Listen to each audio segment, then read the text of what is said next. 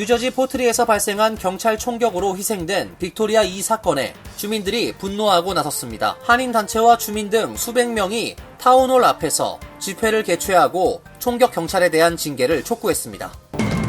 조지아주 수사당국이 고교 총격범의 아버지를 과실치사 및 2급 살인, 아동학대 등의 혐의로 기소했습니다. 총격에 사용된 소총은 아버지가 아들에게 크리스마스 선물로 사준 것으로 알려졌습니다.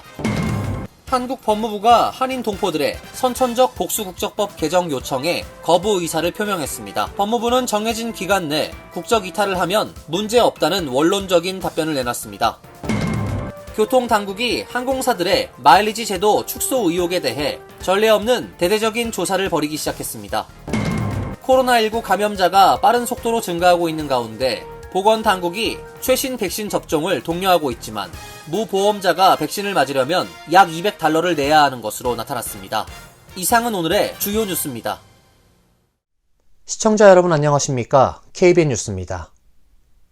뉴저지 포트리에서 발생한 경찰 총격으로 희생된 빅토리아 2 사건에 주민들이 분노하고 나섰습니다. 한인단체와 주민 등 수백 명이 타운홀 앞에서 집회를 개최하고 총격 경찰에 대한 징계를 촉구했습니다. 하지만 타운 측은 권한이 없다며 회피해 집회에 참석한 주민들을 분노케 했습니다. 보도에 김태희 기자입니다. 지난 7월 28일 정신건강 문제로 병원에 가기 위해 911에 앰뷸런스를 요청했다 출동한 경찰의 총격에 사망한 한인 여성 빅토리아 2 사건에 대한 주민들의 분노가 커지고 있습니다.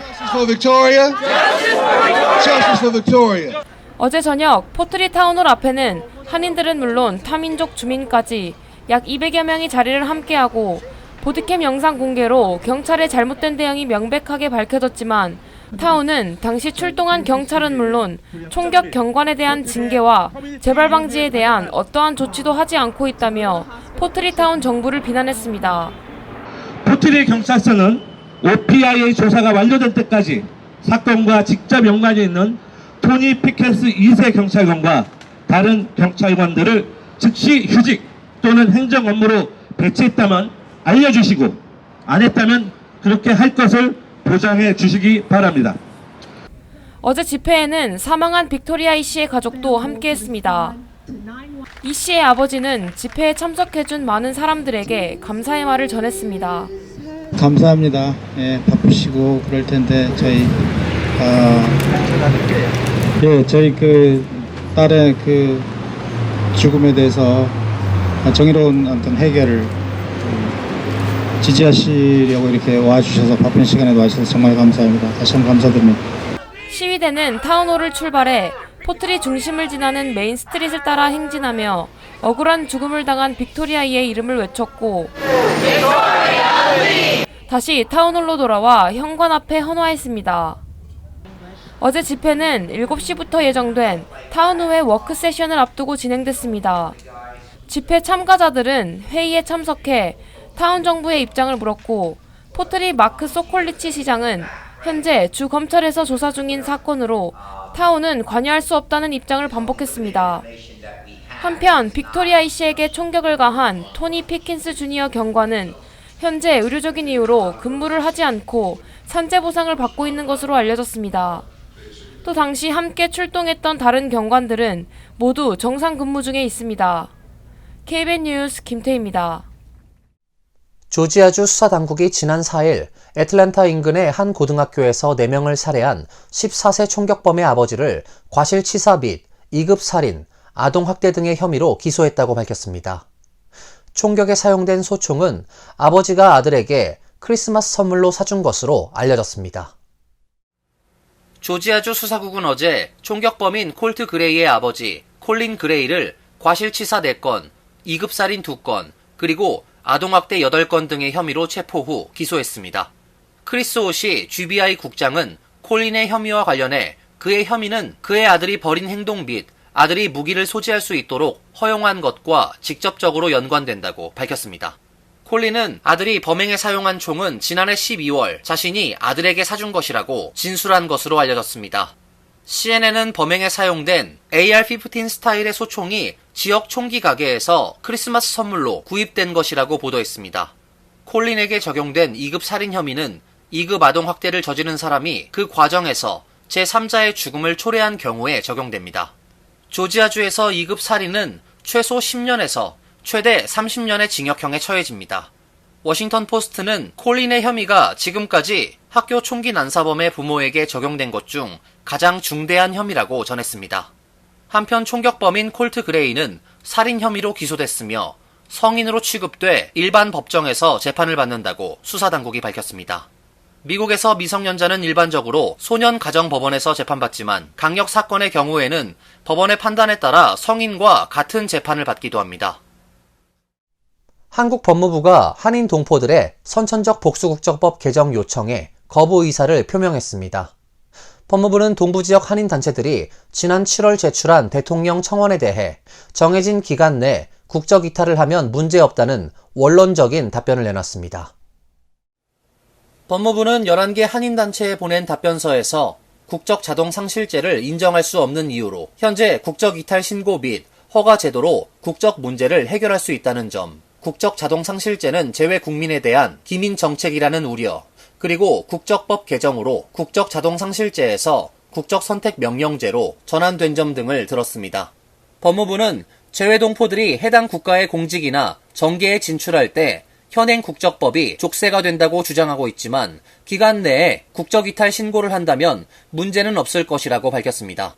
이와 함께 법무부는 2019년부터 2023년까지 최근 5년간 법정 기간 내에 신고해 대한민국 국적을 이탈한 이들이 연평균 3,500명 이상이라는 근거를 들었습니다.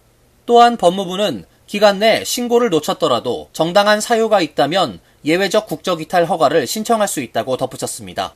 법무부는 최대한 개개인의 사정을 참작해 심사를 하고 있다며 대부분 국적 이탈 신청이 거부되고 있다는 주장은 사실과 다르다고 말했습니다.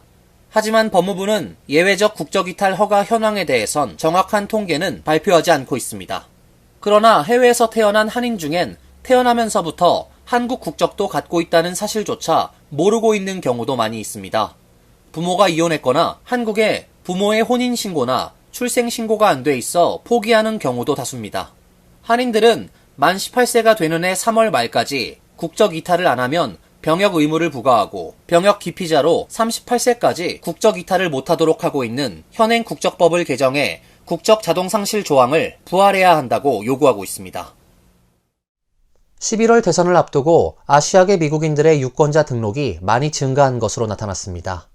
특히 이번 선거에서 아시아계 유권자가 승패에 영향을 주는 스윙 보터가 될 수 있다는 분석도 나오고 있는데요. 선거 때마다 아시아계 신규 유권자는 약 40%씩 증가하고 있습니다. 비영리단체인 아시아 태평양 유권자 연합과 정치 데이터 분석업체 타겟스마트가 50개 주의 유권자 등록 수치를 분석한 결과 지난 1월부터 지난 6월 4일까지 아시아계 미국인, 하와이 원주민, 태평양 섬 주민 중 78만 7,982명이 유권자로 등록했습니다. 지난 2020년 대선 55만 682명과 비교해 43% 증가한 수치입니다. 증가폭은 흑인과 백인 신규 유권자 증가치보다 2배 이상 높았습니다. 전문가들은 이런 현상에 대해 시민권을 획득하는 1세대 이민자 수가 증가하고 있고 미국에서 태어난 2세대가 투표 가능 연령으로 성장했기 때문이라고 분석했습니다. 1969년부터 2019년 사이 아시아계의 미국 이민은 29배 증가했으며 이들은 2020년 이후 유권자층으로 빠르게 자리를 잡았습니다. 앞서 뉴욕타임스는 미국 대선이 초박빙 대결 양상으로 진행되는 상황에서 아시아계 유권자가 경합주의 승패에 영향을 줄 수 있는 핵심 스윙 보터가 될 수 있다고 보도했습니다. 아시아계 유권자의 2020년 대선 투표율은 직전 대선과 비교해 약 40% 증가했으며 이는 모든 인구 집단 가운데 가장 큰 폭이라고 NYT는 전했습니다. 교통당국이 항공사들의 마일리지 제도 축소 의혹에 대해 전례 없는 대대적인 조사를 벌이기 시작했습니다. 항공사들이 기존 마일리지 제도를 제멋대로 바꾼다는 비판에 따라 나온 조치로 분석됩니다. 연방교통부는 어제 델타항공과 아메리칸항공, 유나이티드항공, 사우스웨스트항공 등 미국 내 주요 항공사들을 대상으로 마일리지 프로그램 조사에 나섰다고 밝혔습니다. 교통당국은 앞으로 90일 이내에 마일리지 프로그램과 관련해 적립한 마일리지의 가치 절하, 숨겨진 가격 정책, 추가 비용, 경쟁 저하 등에 대해 답하라고 항공사들에 지시했습니다. 항공사들은 아직 공식적인 반응을 내놓지 않고 있습니다. 블룸버그 통신은 항공사를 대상으로 광범위하게 마일리지 관련 조사를 하는 것은 처음이라고 전했습니다. 아울러 이번 조사는 항공업계의 소비자 서비스에 대한 투명성과 공정성을 보장하려는 정부의 의지로 보인다고 강조했습니다. 특히 적립된 마일리지나 포인트 가치의 잠재적 하락에 초점을 맞출 것으로 예상됩니다. 교통부의 조사 결과에 따라 항공사들의 마일리지 프로그램의 조건과 혜택, 그리고 고객과 소통하는 방식에 변화가 생길 수 있을 것으로 보여집니다. 캘리포니아 지역에 역대급 폭염과 함께 대형 산불이 이어지고 있습니다. 일부 지역의 낮 최고 기온이 화씨 115도까지 올라가는 등 폭염이 절정을 이루고 있는데요. 기상청은 이번 더위가 주말까지 이어질 것으로 보인다며 어린이와 노약자 등에게 온열 질환 주의령을 내리는 등 비상이 걸렸습니다. 국립기상청에 따르면 어제 LA 지역 낮 최고 기온은 밸리 지역 우드랜드 힐스가 115도를 기록했고 발렌시아 108도, 버뱅크 106도 등 곳곳에서 100도가 넘는 가마솥 더위가 이어졌습니다. LA 다운타운도 100도를 찍었습니다.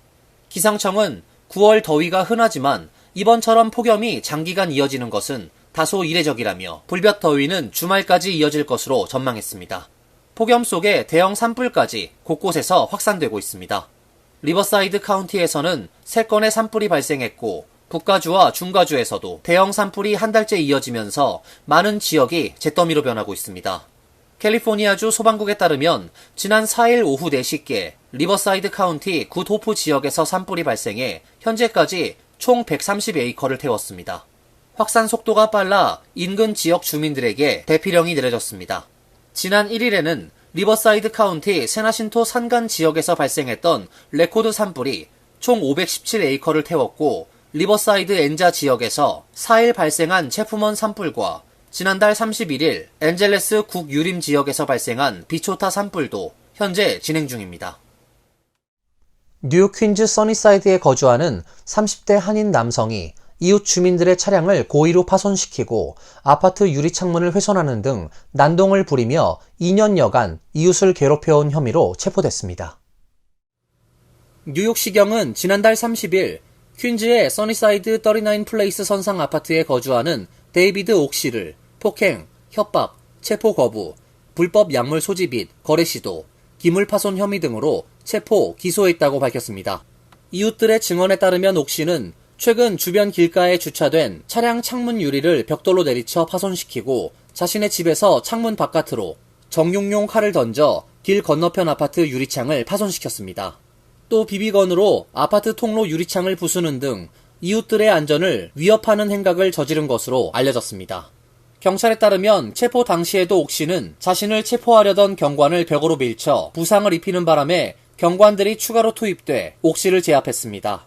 옥시는 지난 2015년과 2019년 각각 경범죄 혐의와 경찰 폭행 혐의로 체포된 이력이 있는 것으로 알려졌습니다. 코로나19 감염자가 빠른 속도로 증가하고 있습니다. 보건당국은 최신 백신 접종을 독려하고 나섰지만 무보험자가 백신을 맞으려면 약 $200를 내야 하는 것으로 나타났습니다. 연방정부의 코로나19 백신 지원기금 조기 소진으로 무보험자 대상 무료 백신 접종 혜택이 사라졌습니다. 당초 백신 지원기금 프로그램은 12월까지 운용될 예정이었지만 연방의회 등이 예산 부족 등을 이유로 조기 중단했습니다. 연방의회는 정부 셧다운을 막는 차원에서 코로나19 긴급지원기금 $64억 삭감한 바 있습니다. 또 바이든 행정부의 백신 무료 접종 예산도 승인하지 않았습니다. 현재 미국에서 건강보험이 없는 사람은 약 2,500만 명으로 추산됩니다. 건강보험에 가입한 사람은 화이자나 모더나 등 최신 백신을 본인 부담금 없이 맞을 수 있지만 무보험자가 코로나19 최신 백신을 접종하려면 약 $200를 부담해야 합니다. 현재 확산되고 있는 코로나19 바이러스는 오미크론 변이 바이러스에서 파생한 KP3 바이러스입니다. 주요 증상은 인후통, 두통, 발열, 기침, 미각 또는 후각 상실로 일반적인 코로나19 증상과 큰 차이는 없습니다. 한편 연방보건복지부는 이달 말부터 웹사이트를 개설해 신청 가정에 무료 코로나19 감염 테스터기를 우편 발송할 예정입니다. 이어서 간추린 소식입니다. 한국의 추석을 맞아 오는 17일 백악관에서 추석 잔치가 열립니다.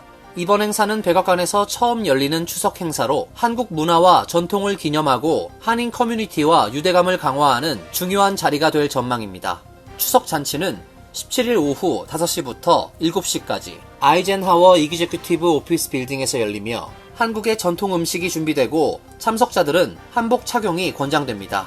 백악관 측은 참석자들에게 이메일로 초청장을 보냈으며 신원 확인을 위해 백악관 경호처에서 요구하는 양식을 발송했습니다. 연방노동부는 어제 발표한 국제아동 노동 및 강제노동 보고서에서 82개국 204개 상품이 아동노동과 강제노동으로 생산됐다고 밝혔습니다. 노동부는 보고서에서 이 목록에는 이전에 노동 착취가 있는 것으로 확인되지 않았던 37개의 새로운 상품과 4개의 새로운 국가가 추가됐다고 적시했습니다. 대추, 납, 니켈, 폴리염화비닐, 오징어 등 37개 상품과 한국, 벨라루스, 네덜란드, 모리셔스 등 4개국이 이번 보고서에 새로이 이름을 올렸습니다. 보고서는 한국에서 생산된 인듐이 아동 노동으로 생산된 투입물, 특히 볼리비아에서 채굴된 아연으로 생산된다고 믿을 만한 이유가 있다고 주장했습니다. 한국은 지난 2022년 볼리비아에서 3억 8,500만 달러 이상의 아연을 수입했습니다. 월스트리트 저널이 시행한 2025 전국 대학 평가에서 프린스턴 대가 2년 연속 1위를 차지했습니다. 프린스턴 대학은 대부분의 주요 평가 요소에서 높은 점수를 받았습니다. 졸업률은 순위권에 오른 모든 대학 중 가장 높았으며 진로 준비 역시 학교에 영향력 있는 동문 네트워크를 통해 체계적으로 진행돼 좋은 평가를 받았습니다. 2위는 밥슨 칼리지가 차지했으며 이 대학은 신입생 때부터 실무 경험을 강조하는 교과 과정이 높은 평가를 받았습니다. 뉴욕에서는 컬럼비아 대학이 14위, 콜게이트대 25위, 코넬 대학이 27위에 랭크됐습니다. 메가밀리언 웹사이트에 따르면 3일 밤 추첨에서 1등 당첨자가 나오지 않으면서 오늘 밤 추첨을 앞둔 메가밀리언 1등 당첨금은 7억 4천만 달러까지 불어났습니다. 메가밀리언 잭팟 당첨자가 나왔던 것은 지난 6월 4일입니다. 당시 일리노이주 거주자가 6개의 숫자를 모두 맞춰 5억 5,200만 달러 규모 상금을 받았습니다. 오늘 밤 추첨에서 1등 당첨자가 나와 연금 방식을 택할 경우 예상 당첨금을 29년간 나눠 받게 되며 현금 일시불 수령 방식을 택하면 3억 6,630만 달러를 한 번에 받게 됩니다. 메가밀리언 1등에 당첨될 확률은 3억 257만 5,350분의 1로 추정됩니다. 환율과 증권 소식입니다.